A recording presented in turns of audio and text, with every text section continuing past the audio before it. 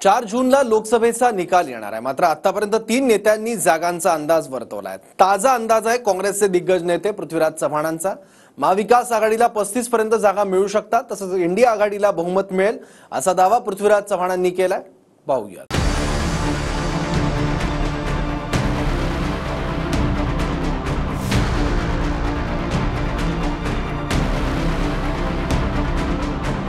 महाराष्ट्रासह देशात मतदानाचे टप्पे अजून बाकी आहेत आणि 4 जूनच्या निकालाआधीच भाकीत सुरू झाले।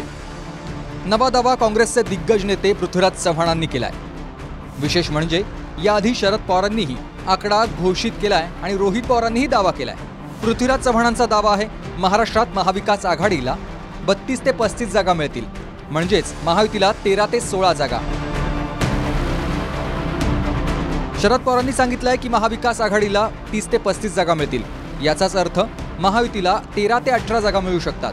आणि रोहित पवारांचा दावा आहे की महायुतीचे 16 ते 18 खासदार जिंकू शकतात, म्हणजेच रोहित पवारांनी महाविकास आघाडीला 30 ते 35 जागा दिल्यात। महाराष्ट्रात आणखी एका टप्प्याचं मतदान बाकी आहे, त्याआधीच महाविकास आघाडीच्या नेत्यांचा कॉन्फिडन्स वाढलाय। सपाचे जे अलायन्स झालेले आहे त्यामुळं आमच्या जागा वाढतील, मोदींच्या 62च्या खाली येतील आणि त्यामुळं तुमचं सरकार येणं अवघड आहे। आणि तिथं मग NDAच्या जागा वाढतील का? कारण NDAमध्ये त्यांचे पार्टनर कोण विशेष नाहीतच, त्यामुळं BJP शिवाय इतर जागा वाढतील का तर त्याला काही फार स्कोप नाही आहे। म्हणून आमचा अंदाज असा आहे की ते NDA सकट ते 272च्या बरेच कमी येतील आणि इंडिया आघाडीचे 272पेक्षा जास्त संख्याबळ येईल। मला वाटत नाही की अजित पवारांच्या काही जागा येतील, म्हणजे 4 जागा ते लढवत आहेत, तर ते मला वाटत नाही की त्यांच्या काही जागा येतील। आणि त्यामुळं मला असं वाटतंय की आम्हाला ॲडव्हान्टेज आहे या 3 पक्षाच्या आघाडीचा। यानंतर भाजपच्या नेत्यांनी पृथ्वीराज चव्हाणांचा समाचार घेतला। दिवसांनी स्वप्न बघायला लागले, जे 240 जागा लढवत आहेत ते कसे प्रधानमंत्री होऊ शकतात, ते कसे देशाचं नेतृत्व करू शकतात। 272 सीट निवडून यावी लागतात प्रधानमंत्री बनण्याकरता, आणि जी पार्टी 240च्या वर लढत नाही, पृथ्वीराजजी जरा तुमचा आकडा बघून घ्या आणि महाराष्ट्रात तुमचा सुपडा साफ होणार आहे। बोलणाऱ्या नेत्यांनी आपण जिथे राहतो, ज्या जिल्ह्यात येतो तिथला पहिला खासदार निवडून येणार का याचं उत्तर द्यावं।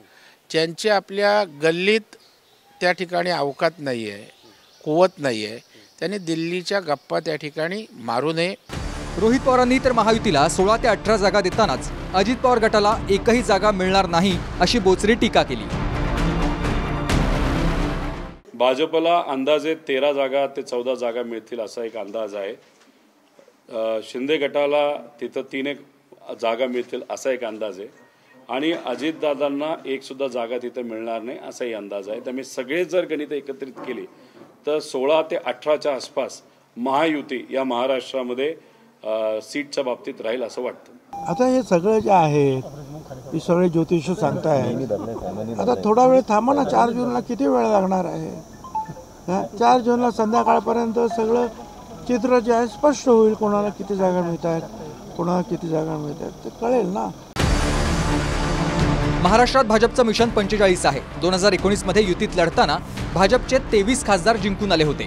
युतीत शिवसेनेच्या 18 जागा आल्या होत्या, आघाडीत काँग्रेसला 1 जागा आणि राष्ट्रवादीला 4 जागा मिळालेल्या होत्या। पण आता युती आणि आघाडीचं समीकरण बदललेलं आहे। बरोबर आहे, आम्ही वारंवार सांगतोय ना, मोदी तो गियो। मोदी वाराणसीमध्ये सुद्धा त्यांना विजयासाठी झगडावं लागेल अशी परिस्थिती आहे।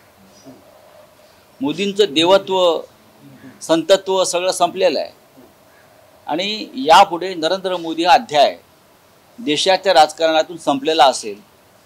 बहुमत काय, साधं बहुमत जरी मिळालं तरी फार झालं, तेही मिळत नाही त्यांना। भारतीय जनता पक्ष 200च्या वर जात नाही आणि त्यांच्या मित्र पक्ष 30-32 मिळून 230च्या वर यांची गाडी अडते। इसलिए 2014-2019 सब रिकॉर्ड इस बार टूटेंगे। मोदी जी फिर एक बार प्रधानमंत्री बनेंगे और 400 पार ये आंकड़ा जाएगा।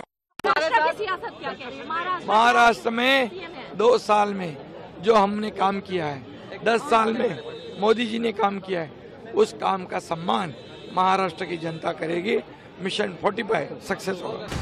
शिवसेना आणि राष्ट्रवादी हे दोन पक्ष फुटलेत. महायुतीत शिंदेंची शिवसेना आणि महाविकास आघाडीत ठाकरेंची शिवसेना आहे. महायुतीत अजित पवारांची राष्ट्रवादी आहे, तर महाविकास आघाडीत शरद पवारांची राष्ट्रवादी आहे. त्यामुळे गेल्या 2-2.5 वर्षातल्या राजकीय घडामोडींनंतर महाराष्ट्रातल्या जनतेचा कौल तसंच देशाचाही मूड पुढच्या 20 दिवसात अर्थात 4 जूनला स्पष्ट होईल. Bureau report, TV9 Marathi.